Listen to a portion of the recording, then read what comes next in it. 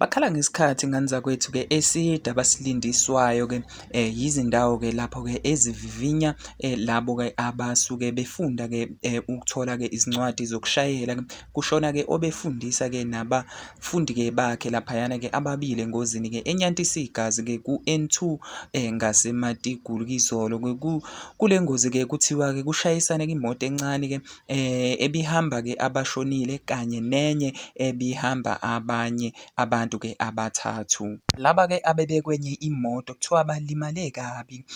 Kuvele-ke ukuthi-ke abadlule emhlabeni bebesuka-ke KwaDukuza behamba-ke ngemoto-ke ye-Ahmed Driving School. So laphana-ke kuthiwa bebephuthuma-ke esikhungweni-ke sokuvivinya-ke esiseshowe. Kuthiwa-ke yilapho-ke labafundi-ke ababili-ke abadlulile emhlabeni-ke okulapho bebezokwazi ukuthi-ke bahlolelwe khona-ke izifundo zabo zokushayela. Obekhulumela-ke ngani zakwethu-ke izikhungo lezi-ke ezithesta-ke abantu-ke u-MJ Zondi uthe-ke inkinga edala lezi zimo noma-ke ukuthi-ke abantu begcina beya ey'khungweni ezisemakhaya ukuze baqede-ke ukuthi-ke kuyagcwala kakhulu-ke ey'khungweni ezisemadolobheni. Okhulumela-ke amaphoyisa KwaZulu Natal laphayana-ke uKholole Linqobile Gwala uthe-ke kuvulwe-ke icala lokubulala-ke ngokungenhloso-ke esiteshini samaphoyisa eNyoni.